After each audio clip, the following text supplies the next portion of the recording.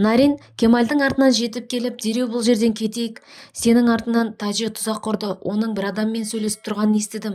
Ол сені өлтірткізбекші дейді. Тажи Наринді көріп таңғалады, ал Талас болса қарғыс атсын. Мынау қайдан шықты, біздің жоспарымыздың барлығын бүлдірді ғой дейді. Әмір түтіннің иісінен оянып, үйдің жанып жатқанын көреді. Сөйтіп ол дереу ұйықтап жатқан Райханды оятуға тырысады. Ал Райхан болса түтіннің иісіне тұншығып қалады. Ал Жеміре болса істеген ісіне өкініп, Әмірге бір нәрсе болмаса екен деп уайымдайды. Жеміре өрт сөндіру қызметіне қоңырау шалады, бірақ артынан полицияға өзім ұсталып қаламын ғой деп қайтадан тұтқаны қоя салады. Әмір дереу Райханды сыртқа алып шығады. Әмір Райхан үшін қатты уайымдайды, өйткені Райхан түтіннің иісіне қатты тұншығып қалған болатын. Содан соң Әмір Райханды еріксіз құшақтап алады, бірақ ол өзінің осы әрекетіне іштей өзі түсінбей қалады. Кемаль Нариннің бұл әрекетіне қатты ашуланады, өйткені ол Тажимен бірлесіп Таласты полицияға ұстап бермек жоспары болған екен. Талас Кемальға қоңырау шалып, қасыңдағы қыз мені сенің тұзағыңнан құтқарды деп айтады. Ал Кемаль болса, түптің түбінде сені бәрібір ұстаймын дейді. Кемаль мен Тажидің жоспары бойынша екеуі де осы істің барлығы Таластың жоспары бойынша жүзеге асырылып келе жатқан сияқты түр танытып, оны полицияға ұстап беру болатын. Үйге келген соң Кемаль Наринге бұдан былай менің істеріме араласушы болма, және қайда шығасың, қайда барасың, менің хабарым болу керек, маған есеп беруің керексің дейді.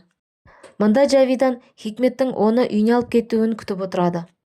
Бір кезде есік қағылып, Жавиданның алдына бейтаныс ер адам келеді. Мен осы жерде сізге көрші тұрамын, сіз Жавидан Тархунсыз ғой деп оны танып тұрады. Ол ер адам алдын Хикмет мырзаның қызметшісі болып жұмыс жасаған екен. Ол ер адам ауыр науқас екендігін айтып, және бала-шағасына азық-түлік алып бере алмай жатқандығын түсіндіріп, маған көмектесіңізші деп Жавиданнан ақша сұрайды. Жавидан өзімнің де жағдайым мәз боп тұрған жоқ, қане бұл жерден кет деп оны қуып жібереді. Жеміре үйге келген соң Әмірден қатты уайымдап, оған қоңырау шалады. Тұтқаны Райхан алады. Жеміре маған Әмірді шақыр дейді. Райхан Әмірдің қолы бос емес деп тұтқаны қоя қояды. Таңертең Әмір көлік тауып келіп, Райханға қане жинал, үйге кетеміз дейді. Райхан кетеміз дейсің бе, кішкене жүре тұрайықшы дейді. Әмір жоқ, кетеміз дейді. Райхан іштей, мен әлі саған айтып болған жоқпын, екеуміз дұрыстап та сөйлескен жоқпыз ғой деп өкініп қалады. Сол кезде Райхан бір қулық ойластырады. Екеуі көлікке мініп үйге кетіп бара жатады. Бір кезде көліктері бұзылып қалады. Әмір Райханға ашуланып, дұғаң қабыл болған сияқты, көлік бұзылды дейді. Райхан өзінің бұл әрекетін жасырмайды, көлікті бұзған мен деп оны мойындайды. Таласқа бір адам келіп, менің өткен жолғы ұсынысым не болды? Екеуміз бірігіп Кемальдің көзін құртайық дейді. Масал мен Кемальдің суретінен көз алмай тұрған бұл аруды кім деп ойлайсыздар? Бастапқыда мен Масалдың анасы деп ойладым. Сәлден соң оның кім екендігін білетін боласыздар. Жавиданның үйіне ақыры Хикмет келеді. Сен өткенде менің үйіме қай бетіңмен келдің деп ашуланады. Жавидан өзінің қателіктерін мойындап, балаларымды қатты сағындым, солар үшін бардым дейді. Бірақ Хикмет Райхан үйге оралды, қазір Әмір екеуі бірге. Сен өзіңе лайық жерді тауыпсың, сен лашықта, Райхан біздің үйде дейді.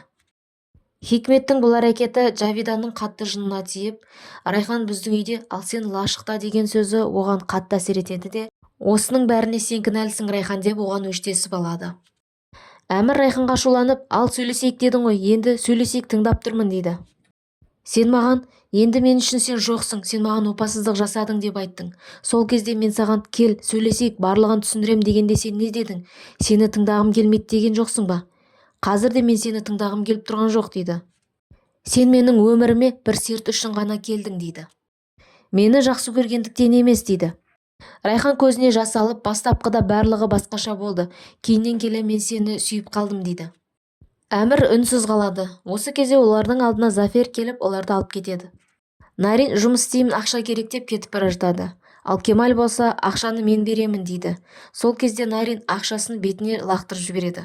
Сенің маған ақшаң керек емес, мен саған қайыршы емеспін дейді. Дәл осы сәтте Кемальдің Оя деген қарындасы кіріп келеді. Оя Масал қайда деп сұрайды. Осы кезде Нарин өзін таныстырып, мен Кемальдің әйелімін дейді. Кемаль Оядан сен бұл жерде не істеп жүрсің? Шамасы ақшаң біткен сияқты ғой, әйтпесе бұлай келмеуші едің дейді. Кемаль Наринге Ояға ештеңе білдіртпеуіміз керек, ол бізді шынайы ерлі-зайыпты деп ойлауы керек деп түсіндіреді. Райхан Әмірдің қасында қалмай Нариннің қасына кетіп қалады. Әмір менің сезімдеріме үнсіз жауап қатты деп оған сырын айтып жылайды. Кешкісін Райхан да Оямен танысады. Осы кезде Кемал ақырындап Райхан біздің үйде деп оған хабарлама жазып жібереді. Жемре Жавидамен кездесіп Райханның көзін құртамыз деп жоспар құрады.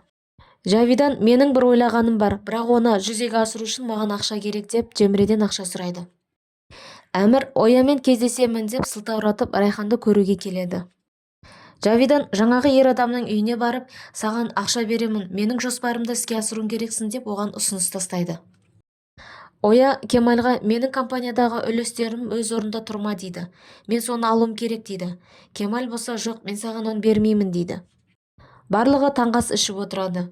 Осы кезде соны үйде Райхан жоқ қой, екеуің айырылыстыңдар ма, енді ол үйге келмейді ме деп ағасынан сұрайды. Әмір осы кезде қалың ойға батып кетеді. Жаңағы ер адам сенің ұсынысыңды қабылдаймын деп Жавиданға айтады. Таңертең Әмір тағы да Кемалдың үйіне келіп, Райханды күштеп ол жерден алып кетеді. Оя Кемал мен Нариннің аяқ асты үйленгендеріне күдіктеніп, оларды аңдай бастайды. Оя Кемалдың Наринге берген карточкасын тауып алып, оны өзіне алып алады. Хикмет Әмірді шақырып алып, үйге анаң менің рұқсатымсыз келіпті ғой дейді. Иә, менің ауруханаға түскенімді біліп, мені уайымдап келіпті дейді. Оны неге үйге кіргіздің, оның не істегенін ұмыттың ба дейді. Әмір, әке, менің де жүрегім ауырды, бірақ қанша дегенмен ол менің анам ғой дейді. Сен сонда анаңды қорғап отырсың ба? Өз қызының мүгедектігінен ұялған, ұлының бақытты болғанын қаламаған, өз жолдасын алдап келген, отбасының тыныштығын өз қолымен ойран еткен әйелді жақтап тұрсың ба дейді. Мен анаңды ешқашанда кешірмеймін, мен тірі тұрған екенмін, ол бұл үйге қадамын да баспайды дейді. Келесі бөлімді көру үшін Киноәлем арнасына тіркеліп, қоңыраушаны басып қойыңыз.